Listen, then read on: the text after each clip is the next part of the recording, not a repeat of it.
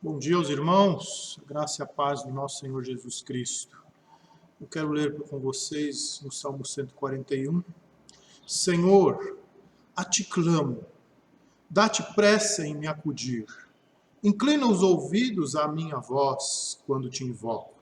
Suba à tua presença minha oração como incenso, e seja o erguer das minhas mãos como oferenda vespertina. Vamos cantar essa oração.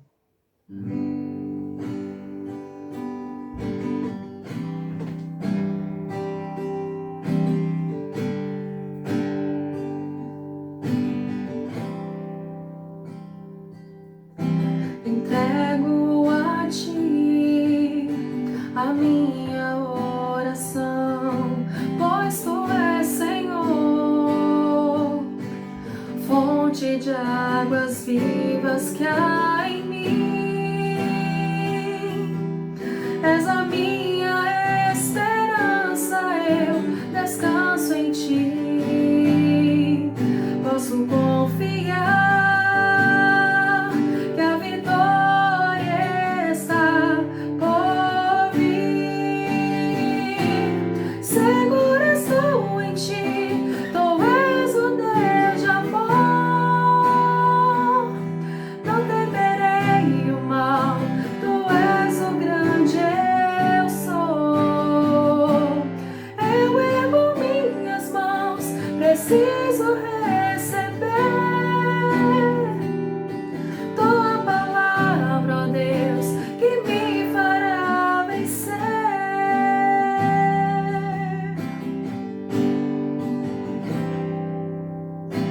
Entrego a ti a minha oração, pois tu és, Senhor, fonte de águas vivas que há em mim. És a minha esperança, eu descanso em ti. Posso confiar que a vitória está por vir. Seguro estou em ti, tu és o Deus de amor. Não temerei o mal, tu és o grande eu sou. Eu ergo minhas mãos, preciso receber tua palavra, ó Deus, que me fará vencer. Tua palavra, ó Deus, que me fará vencer. Tua palavra, ó Deus, que me fará vencer.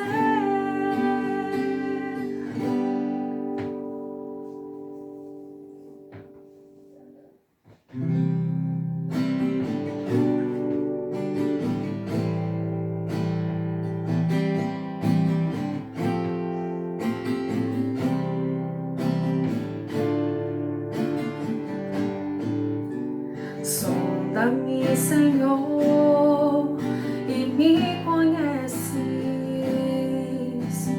Quebranta o meu coração. Transforma-me conforme a tua palavra e enche-me até que em mim se ache só ti.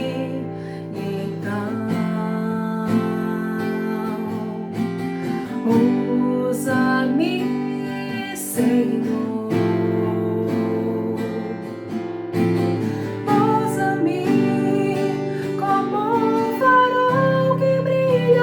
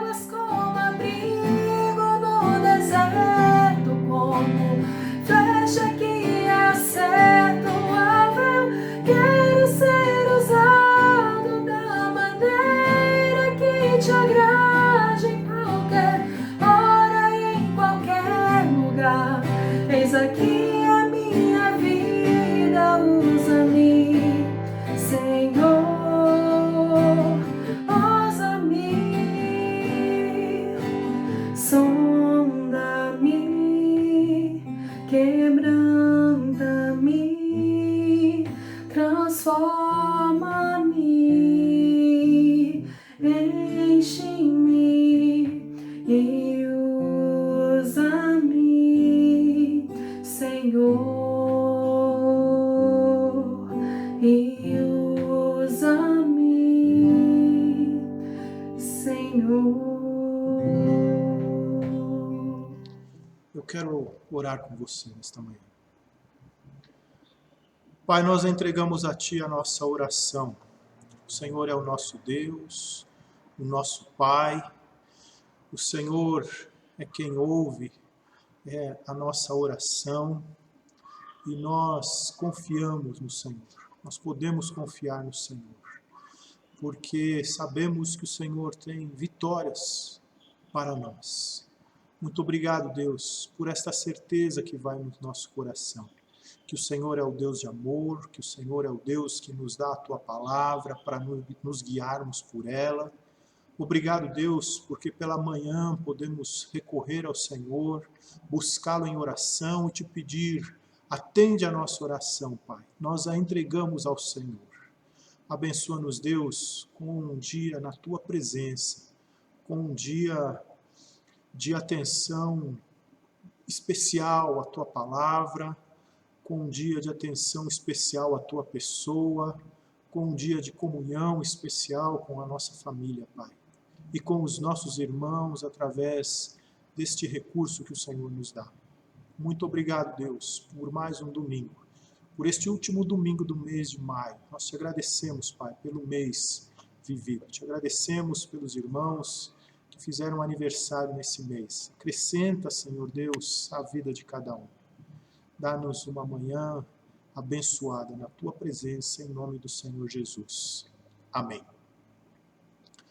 Nós vamos ter a nossa aula hoje sobre exigências para o exercício do ministério, da liderança na Igreja do Senhor Jesus, baseados lá na carta de Paulo a Timóteo. Estamos estudando as pastorais e eu quero convidar você nessa manhã para estar conosco nesse estudo.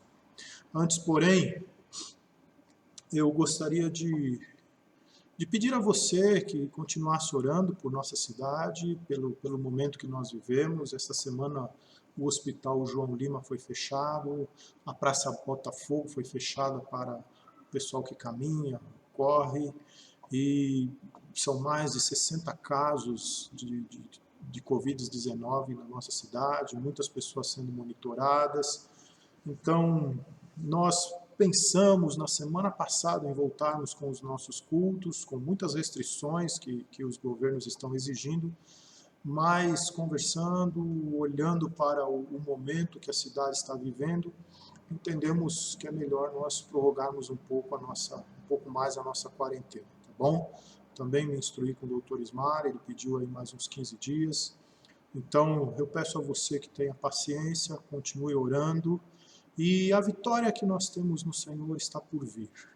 E eu quero me alegrar contigo nessa manhã, nesta certeza, nessa verdade que nós temos vinda do Senhor. Ok? O Senhor ouve as nossas orações, Ele tem grandes coisas para nos ensinar, tem grandes experiências para nós nesse momento, e eu motivo você a ter os seus olhos atentos a essa verdade. Ok? Muito bem, vamos então para a nossa sala de aula. Só mais um aviso. Na quarta-feira nós teremos a nossa reunião de oração pelo Zoom, tá bom?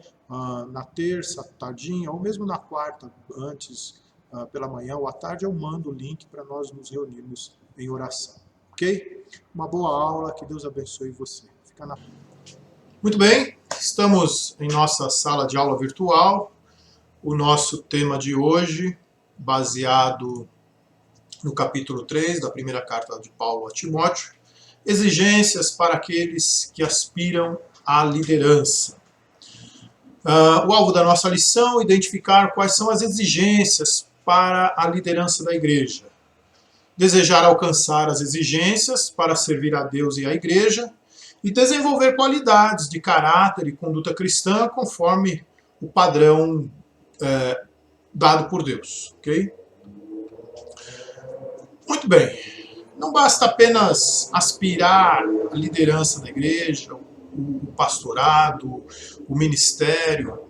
A Bíblia apresenta um padrão e o apóstolo Paulo nos traz uma lista de qualificações para aqueles que desejam servir como presbíteros ou diáconos.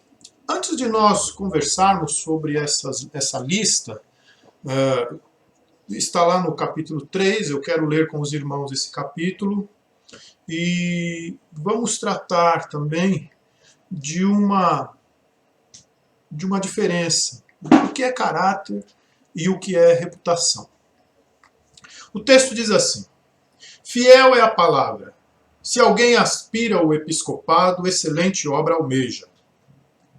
É necessário, portanto, que o bispo seja irrepreensível, esposo de uma só mulher, temperante, sóbrio, modesto, hospitaleiro, apto para ensinar, não dado ao vinho, não violento, porém cordato, inimigo de contendas, não avarento, e que governe bem a própria casa, criando os filhos sob disciplina com todo respeito. Pois se alguém não sabe governar a própria casa, como cuidará da igreja de Deus? Não seja neófito, para não suceder que se ensoberbeça e incorra na condenação do diabo. Pelo contrário, é necessário que ele tenha bom testemunho dos de fora, a fim de não cair no opróbrio e no laço do diabo. Semelhantemente, quanto a diáconos, é necessário que sejam respeitáveis, de uma só palavra, não inclinados a muito vinho, não cobiçosos de sórdida ganância, conservando o mistério da fé com a consciência limpa. Também sejam estes primeiramente experimentados, e se mostrarem irrepreensíveis, exerçam o diaconato. Da mesma sorte, quanto a mulheres, é necessário que sejam elas respeitáveis, não maldizentes, temperantes e fiéis em tudo. O diácono seja marido de uma só mulher e governe bem os seus filhos e a própria casa. Pois os que desempenharem bem o diaconato alcançam para si mesmos justa preeminência e muita intrepidez na fé em Cristo Jesus. Escrevo-te estas coisas, esperando ir ver-te em breve, para que, se eu tardar, fique ciente de como se deve proceder na casa de Deus, que é a igreja do Deus vivo, coluna e baluarte da verdade. Evidentemente, grande é o mistério da piedade. Aquele que foi manifestado na carne, foi justificado em espírito, contemplado por anjos, pregado entre os gentios, crido no mundo, recebido na glória. Eu li o versículo 16, mas o nosso texto ele vai até o 15. Paulo, então, orienta Timóteo em como proceder na igreja, como ele deve olhar para as pessoas para indicá-las como para serem presbíteros, para serem diáconos, para serem pessoas referenciais na igreja. E ele, então, descreve essa série de qualificações. E, na verdade, Paulo está falando de duas coisas importantes aqui, de caráter e reputação. Ele fala que é bom que os diáconos e os bispos e os presbíteros tenham um bom testemunho dos de fora. Vamos entender bem o que é caráter. Caráter é fazer o que é certo, mesmo que ninguém esteja olhando. O caráter é provado quando se tem a oportunidade de dizer para si mesmo o que se é. Então, numa oportunidade em que você tem de cometer algo errado, sem que ninguém vá saber, você pode cometer, você tem a oportunidade de fazer algo errado, por exemplo, apropriar-se de algo muito valioso que não é teu, e você tem plena certeza de que ninguém vai saber. É nesse momento que você diz para você mesmo o que você é. Você pode dizer, eu sou um larápio, eu vou furtar esse objeto porque ninguém vai me ver, e aí você diz para você mesmo que você tem uma falha de caráter, ou você diz quem você é. Eu sou uma pessoa honesta, uma pessoa idônea, a despeito de quem vai ver ou não ver o que eu estou fazendo, eu tenho que dar uma resposta para mim mesmo de quem eu sou. Eu não vou pegar, ok? Esse é o caráter. É aquilo que você é para você mesmo. E nós sabemos que nós precisamos, como servos de Deus, e principalmente aqueles que estão na liderança, e quando eu falo principalmente, é só por uma questão de ênfase. Todo cristão, todo servo do Senhor Jesus, ele tem um referencial na Bíblia para formar o seu caráter. E nós, pais e mães, nós contribuímos muito para a formação do caráter dos nossos filhos. E isso acontece ali, já chega a ser formado entre os 5 e 12 anos. É muito cedo que nós temos o nosso caráter formado. Então o caráter é o que nós somos para nós mesmos e o que nós somos de verdade para Deus. É esse compromisso que nós temos. O nosso referencial de caráter é a Bíblia. Nós sabemos pela palavra de Deus o que é certo e o que é errado. E nós precisamos nos comprometer com esse certo e com esse errado, a despeito de qualquer interferência, de qualquer percepção do outro ou não. Muito bem. Então, o caráter é o que nós somos para nós mesmos. A reputação é ser reconhecido como alguém confiável, acima de suspeitas por sua história e por seu caráter. É a imagem construída com verdade entre pessoas honestas. Reputação é aquela impressão, aquela percepção que as pessoas têm de você. É como você é observado, é como você é olhado. E você tem que angariar, você tem que ter essa imagem para nós dizermos sobre a reputação de alguém, nós precisamos conhecer muito bem a pessoa. Nós não podemos fazer juízo de valor das pessoas que nós não conhecemos, porque isso pode comprometer a reputação de alguém. Seja muito cuidadoso quando você tiver que dar informação de alguém no que diz respeito ao caráter, à reputação daquela pessoa. Porque a tua percepção pode não corresponder com a verdade. Jesus foi um homem de caráter exímio. O nosso referencial de caráter é Jesus. Mas para algumas pessoas, em alguns círculos, Jesus não tinha boa reputação. Olha aí o que os fariseus e os escribas falavam de Jesus. E murmuravam os fariseus e os escribas dizendo: este recebe pecadores e come com eles. Então a reputação de Jesus entre os fariseus e os escribas era terrível. Veja o que o próprio Jesus afirma isso. Veio o Filho do Homem que come e bebe, e dizem: eis aí um glutão e bebedor de vinho, amigo de publicanos e pecadores. Mas a sabedoria é justificada por suas obras. Jesus está falando: vocês têm essa percepção de mim, mas isso não corresponde ao meu caráter. Então a reputação é essa percepção que vem de um olhar externo, e dependendo de como vem esse olhar externo, essa reputação pode não corresponder ao caráter de uma pessoa. Certa vez, um senhor da minha igreja, lá da Casa Verde, que não conhecia o meu irmão, o viu com a sua esposa. E naquele momento, a minha reputação foi manchada para ele. Ele achou que fosse eu que estivesse com outra mulher. E conversou na família dele sobre o que ele tinha visto dentro do ônibus. Meu irmão beijou a esposa, ele o cumprimentou, meu irmão respondeu o cumprimento, e aí estava feita a confusão. A neta desse senhor sabia que eu era gêmeo. E quando ele descreveu a esposa do meu irmão para ela, ela disse assim: vô, não era o pastor, era o irmão dele, ele é gêmeo. Essa mulher que você está falando é a esposa do irmão dele. Não, não acredito, é muito parecido. Não, aí Depois eu fui para a igreja e desfiz aí o problema. Mas então a reputação da gente, ela pode ser manchada. Pelo menos por algum tempo, por algum momento. Mas nós temos que prezar pela nossa reputação. É muito importante que os de fora deem bom testemunho.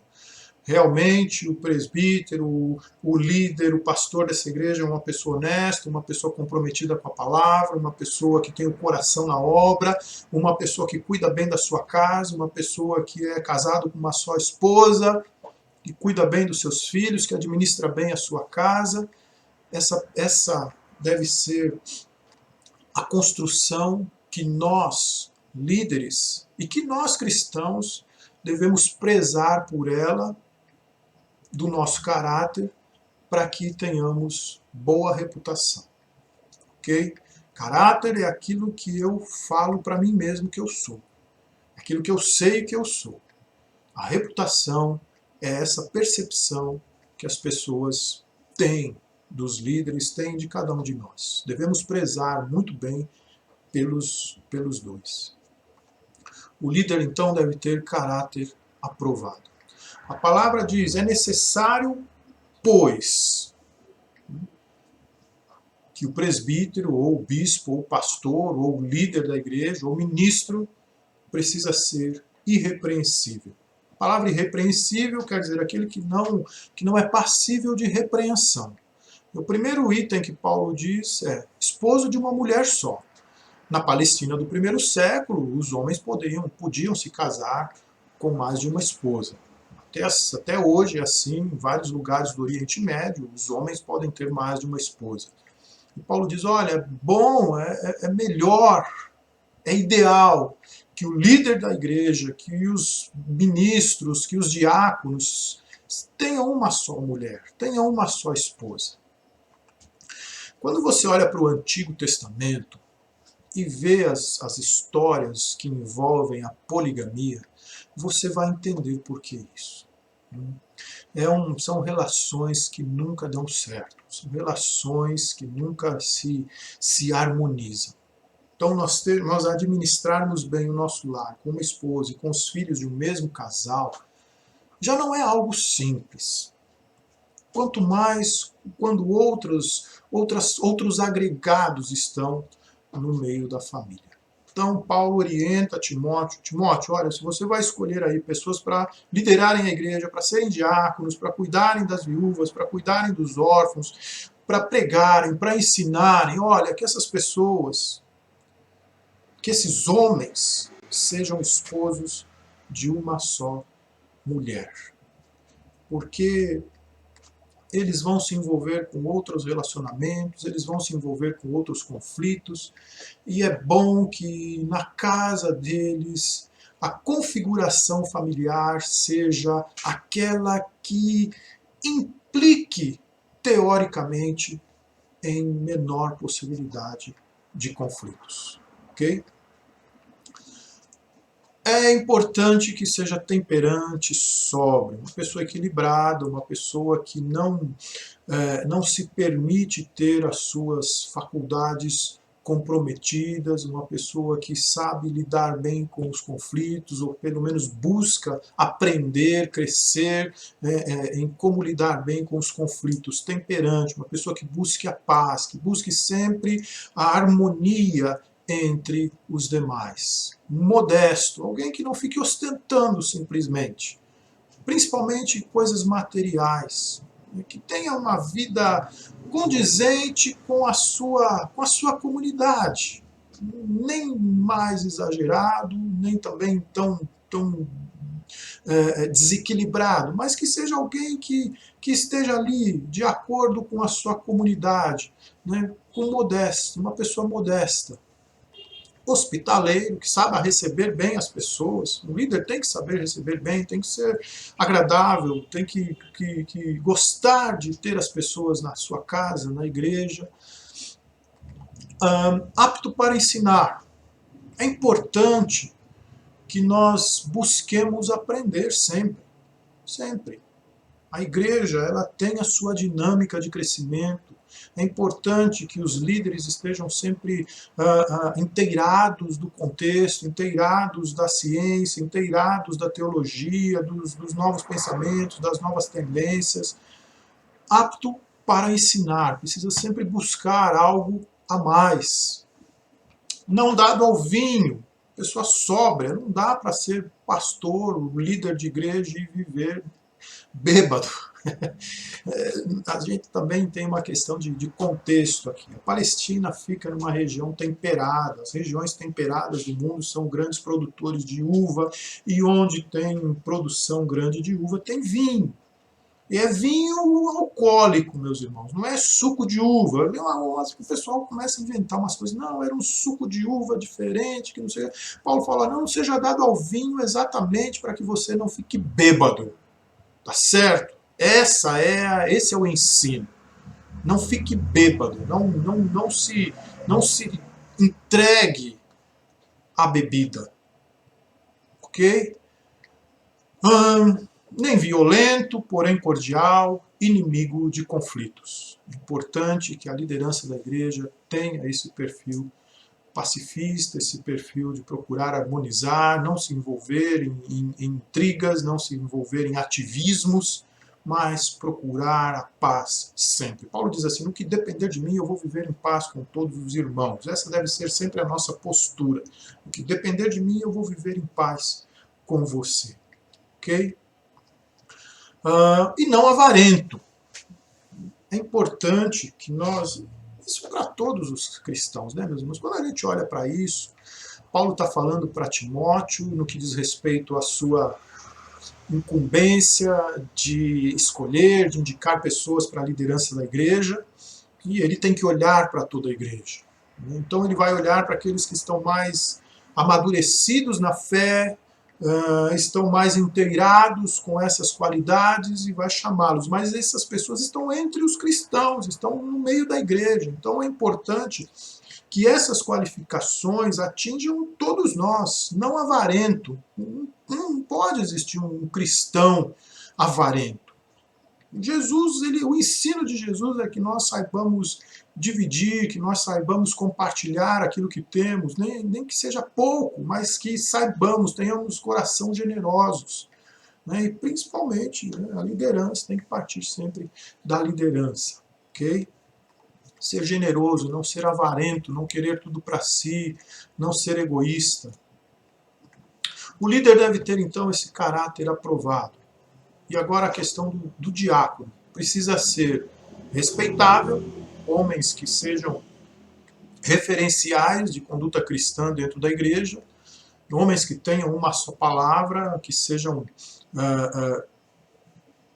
coerentes no seu ensino, no seu exemplo, homens não inclinados a muito vinho também, né? Paulo atribui isso ao presbítero, ao bispo, ao pastor, ao diácono, aos demais líderes da igreja, não gananciosos, não avarentos, marido de uma mulher só, importante também que o diácono seja fiel à sua esposa, cuide bem da sua casa, conservando o mistério da fé com a consciência limpa. Aqui ele fala então do caráter. Olha, Timóteo, não procure conhecer bem as pessoas. Nós conhecemos o caráter de uma pessoa, meus irmãos, depois de um longo tempo de convivência com ela. Depois de tempo de convivência com ela. Porque nós sabemos representar. O ser humano sabe representar. Quando alguém quer vir na igreja e representar bem, ser amável, ser cordial, e depois de um tempo você conhece a pessoa e o caráter é zero.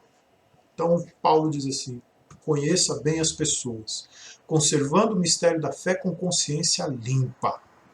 Esses diáconos precisam ser homens verdadeiros na sua reputação, no seu caráter, na sua vida cristã.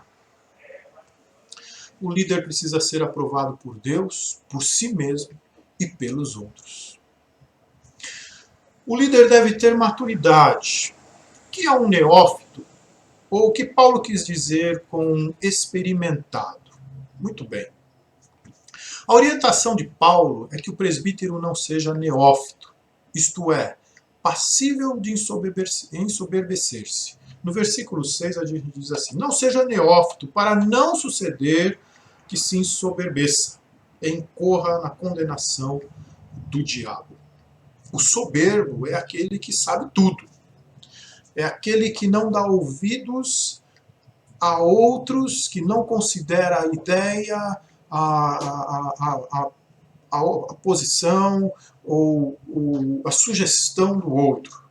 O soberbo é aquela pessoa que entende que só ele sabe, só ele entende, só ele pode fazer. Se a posição dele, se a sugestão dele, se o que ele impõe não for feito, ele então fica irritado, fica bravo.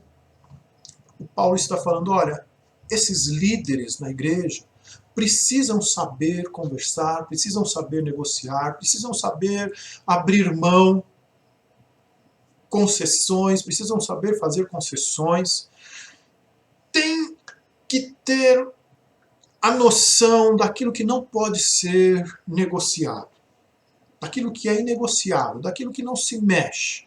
A sã doutrina, as verdades básicas da fé, a forma de governo da igreja, a forma com que os compromissos que nós temos com a denominação, por exemplo. Existem coisas que são inegociáveis. Mas existem questões que nós podemos conversar, que nós podemos rever, que nós podemos abrir mão, que na conversa, no papo, na discussão, pode-se chegar à conclusão de que é só um capricho. Então aí Paulo diz, olha, não seja neófito, não seja...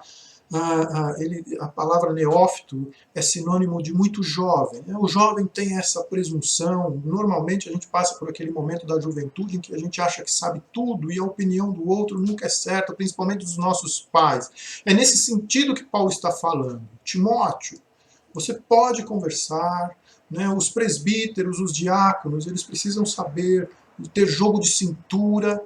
Né? Existem outras pessoas que pensam na igreja, que sabem, que conhecem, que podem dar opinião, que podem dar boas sugestões. Então, não se ensoberbeça, achando que você é dono da verdade, que você sabe tudo, porque essa não é a realidade. Pessoas experimentadas têm essa consciência, têm esse entendimento. A sua opinião não precisa prevalecer. Precisa ser coerente, precisa ter fundamento, precisa ser inteligente, mas não precisa de fato prevalecer sempre. O presbítero, o pastor não pode ser aquela pessoa que as pessoas têm medo de dar a sua opinião a ele, têm medo de falar. Outro dia eu sentei com um jovem aqui da igreja e conversei com ele, olha, eu gostaria que fosse assim, assim, assado. Ele falou, pastor, mas não dá para ser assim. Porque nós vivemos assim, assim, assado, nosso tempo é assim, assim, assado. E eu falei, você tem razão. Agora entendi. Tá bom, vamos fazer de outro jeito. Nada do que é importante, nada do que é essencial, nenhum alicerce foi comprometido. A minha ideia não prevaleceu porque a dele era mais coerente. Acabou. Não tem problema. É nesse sentido que Paulo está falando com Timóteo. Não escolha pessoas na igreja para serem líderes que têm essa pretensão de sempre terem a razão, de sempre terem a última palavra. Seja isso, seja o ser experimentado, que Paulo quer dizer com os diáconos, é ser humilde. Em terceiro lugar, o líder deve reconhecer a natureza da igreja. Paulo usa 3 expressões para descrever a igreja: casa de Deus, igreja do Deus vivo e coluna e fundamento da verdade. Essas 3 expressões estão dizendo a Timóteo o seguinte: Timóteo, você está tratando com algo muito precioso, com algo muito valioso. Você está tratando com um organismo vivo, com o corpo de Jesus, cuja cabeça é o próprio Cristo. A igreja é um organismo vivo, ela é dinâmica. A igreja, ela pode ser muito saudável, ela pode passar um tempo adoecida, ela pode crescer muito, ela pode crescer pouco. A igreja, ela pode envelhecer. A igreja, ela precisa ser revisada, ela precisa se rever, ela precisa se reinventar. A igreja é um organismo vivo. Você não está lidando com algo estático, que vai ser a mesma coisa o tempo todo, em todas as épocas, em todas as gerações. Tenha essa compreensão. Você está tratando com a casa de Deus, onde Deus habita. E onde Deus habita existe vida. A igreja do Deus vivo. Só não comprometa a verdade de Cristo. A verdade revelada na palavra de Deus, a verdade revelada na pessoa de Cristo. Muito bem, eu quero então, esses são os itens que o autor do nosso material propõe para a gente. Mas eu quero ainda esticar um pouquinho essa lição, acentuar de que essas características que são atribuídas aqui por Paulo àqueles a quem Timóteo iria escolher como líderes na igreja, elas se estendem para todos nós, para todos os cristãos. Se você não tem pretensão de ser líder na igreja, de exercer um ministério diretamente na igreja, de cuidar de um grupo da igreja, ainda assim essas características precisam ser suas como cristão. Ok?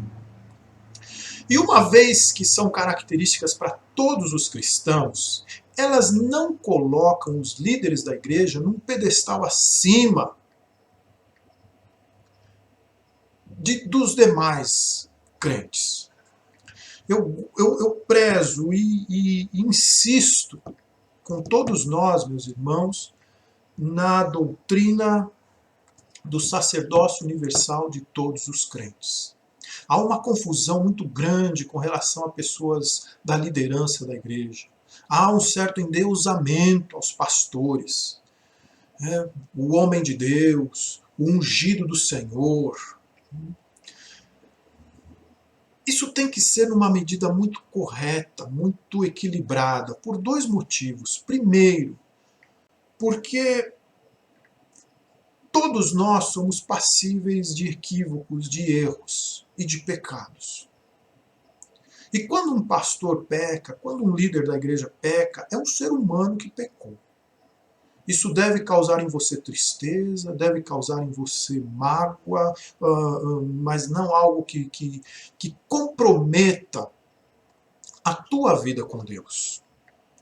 Não deve ser aquela decepção, está tudo perdido. Isso acontece muito nas igrejas. Por uma conceituação equivocada de quem é o líder, de quem é o pastor. E quando isso acontece é porque houve esse endeusamento da figura de um homem, de um ser humano, igual a todos os outros. E por outro lado, quando essa percepção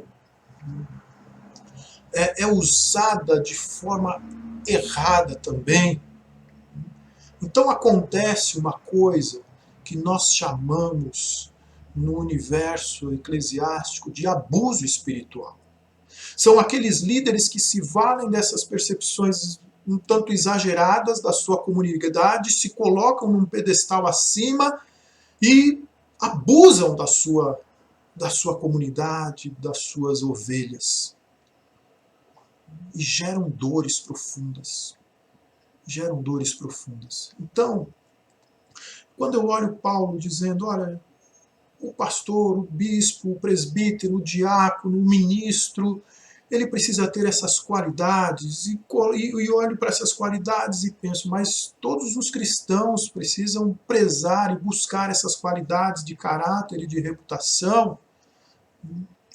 Eu penso que nós precisamos então construir esse conceito equilibrado, esse conceito razoável de quem são os líderes, de quem são os pastores, para que não haja esse endeusamento, para que não haja frustrações profundas, para que não haja abuso espiritual.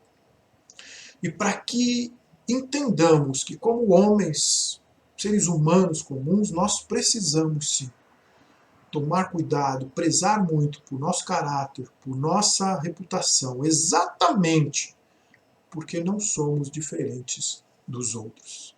E por não sermos diferentes dos outros, mas termos essa incumbência, termos esse papel de liderar a Igreja de Jesus Cristo, então precisamos ter cuidado redobrado pelo nosso caráter e pela nossa reputação. Ok? Uma conceituação equilibrada do pastorado e da liderança da igreja evita a soberba e o abuso espiritual.